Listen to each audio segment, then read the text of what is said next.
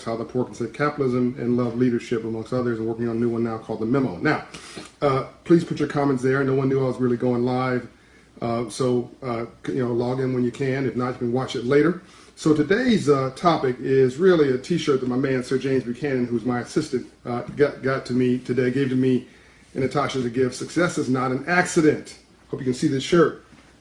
Success is not an accident. He gave me this shirt. It just so happens that yesterday, by the way, anybody who's interested you can log in right here and put your comments and questions. I will answer you either now or when this is over.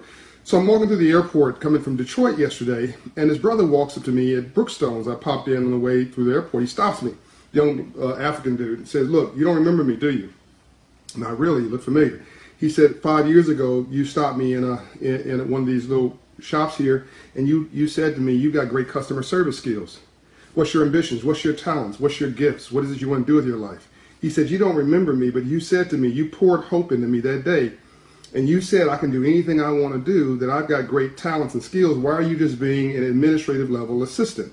And then you went to my boss and told my boss that this guy has got real talent, right? He said, "My boss didn't do anything about that, but I did," right? You poured capital into me. Hope was capital. And so, hello, Roderick Cunningham. Good to see you. Janu, good to see you. Logman. We're having a conversation about hope as capital. When you don't have money, compounded interest, money to make compounded interest, money making more money, you have to have hustle on top of hustle, creating more hustle. We're talking about success is not an accident, and we're talking about hope as capital. So this young man said, "Look, I want to tell you how you've impacted my life. I remember your business card. I remember what it looked like. I told my now wife about meeting you. She always told me to reach out to you. I never did, but let me tell you what you did to my life." He said, "I'm now running. I'm married." He said, "I own my home." He showed me a picture of his beautiful home here in Georgia. He says, "My brother came here from Ghana. He's got a home and a job." He said, "I went from being an assistant rep to a assistant manager to a manager, and now I run the largest Brookstone store with the most revenue in the entire airport network." He said, "I'm the manager of this store." You did that to me, and I didn't do that. He did it to himself, by the way.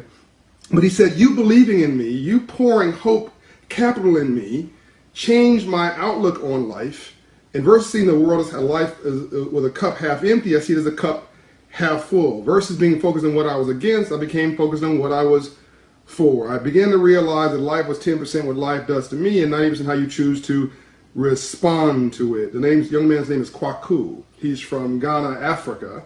And he also now believes success is not an accident. That is intentional. It is intentionality, right? It is how you're focusing your life. And all he needed he didn't need money. He didn't need a loan. He didn't need a hookup. He just needed somebody to believe in him. And this was the case, it was a stranger. And say, you can do anything you want to do in your life. It allowed him to reset his brain, reimagine his future, go off in another direction. And 5 years later, he sees this same guy in the airport and stops him last night and says, and I wouldn't have met him if I hadn't missed a flight, by the way, so God works in mysterious ways. As Ambassador Andrew Young would say, coincidence is God's way of staying anonymous. So if I hadn't missed the flight that I was going from Detroit to someplace else international yesterday and then decided to come home to Atlanta first to leave another day, I wouldn't have met him. And that was intended because I needed to know that our work was meaningful and what we say to people is meaningful. And he needed a reassurance to be able to sort of set it up and pay it off, to let me know that that investment was worthwhile. So what are you saying to your kids? Let's say some of your kids screw up, if you have children. Okay, fine, great, they screw up. You say, "You screwed up. I'm very disappointed in you. And you're gonna have to pay a price for this. What you did, you're not gonna get away with it. You have to pay a price for it. And I'm really upset with you, you future lawyer, you future attorney, you future entrepreneur, you future small business owner, you future engineer." So even when you're frustrated with them, you can sort of push them into an aspirational future versus saying, "You idiot, you dummy, you'll never amount to anything like your daddy." How many of us are saying to people we love, "You'll never amount to anything like somebody else I know"? You're destroying their self-esteem. You're chipping away at that inner hope, that confidence.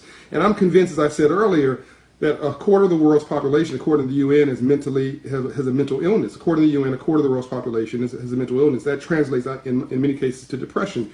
And if you happen to be African American, as I've said in another video, the one on Black America, I think that 70% of African Americans are clinically undiagnosed depressed. 250 years of slavery, 100 years of Jim Crow ended in our lifetime, which means in 1970, not 1870, which means you've been told you aren't anything for a few hundred years. You tend to believe it, right? And hope and self-esteem and confidence is half of all poverty and half of all success. All I did was pour hope back into this guy. That's all I did. And he was a stranger. Just took a moment to tell him and reassure him that he was somebody. Rainbows only follow storms. I'll do a whole session on that. You cannot have a rainbow without a storm first. Okay, let's look at some of the comments and questions. Rakita, my cousins joined. Trip has joined. How can hope be shown without capital? How can I show my friends and others around me the hope that they need when they have been destroyed beyond repair? No one's destroyed beyond repair. Even Jesus said when he was being crucified, he said, "Forgive them, Lord, they know not what they do." But before that, he said, "Lord, why have you forsaken me?" Even Jesus lost hope for a moment, but then ultimately gained it and said, "Forgive them, Lord, they know not what they do." His last breath was one of forgiveness and joy. And if he can get over the pain, so can we. So watch how you live your life. It may be the only Bible anybody else reads. Oftentimes, though, you walk through an airport or you're walking down the street, you open a door for somebody in front of you. You hold the door and let the person walk through. What do they say in surprise? Well, thank you for that. And then I want you to watch what happens for the next person that walks through the door. 8 times out of 10, that person will hold the door for the person that follows them. And you've just changed the trajectory of the person you just held the door for and made them slightly more hopeful, more caring, more thoughtful, more appreciative. You've just created a new habit for the person that followed you because we follow and model what we see. Okay, I try not to take these videos too long. These are 7 minutes and 50 seconds. I'm going to log off here in a minute. I have another one after this. It's much more focused. But I just wanted to just give you this thing that sometimes, again, as Andrew Young would say, coincidence is God's way of staying anonymous. And if you want to make God laugh, tell him your plan. So I'm going to do another video on this, but don't run away from your problems. Run to them. The calmest place in a hurricane is the center of it, right? Literally, it's the center of it. It's also a scientific fact that you cannot have a rainbow without a storm first. That's not like my theory. It is my theory, but it is also, it's not just aspiration and inspiration. It's actually science. You cannot have a rainbow without a storm first. You cannot grow without legitimate stuff. They were sort of, wondering about why this stuff has come to them. And I said, wait a minute, hold on, wait a minute. Now, Detroit's a great city, and you're reinventing yourself. It used to be one of the wealthiest cities in the world. But would you be reinventing yourself and reimagining how you do business had you not had problems? The answer is no. Nobody changes in good times. Why would you? You only change in bad times.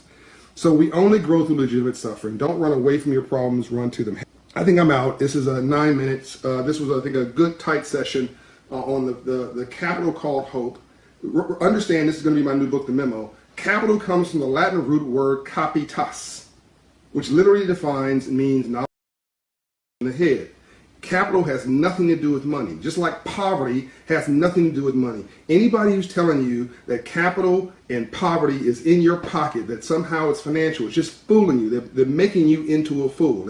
As Malcolm X said, we've been bamboozled, we've been tricked. They are trying to keep you off of your game. You've got everything you need inside of you to be successful already. I never had a loan in any of my businesses growing up. I just doubled down.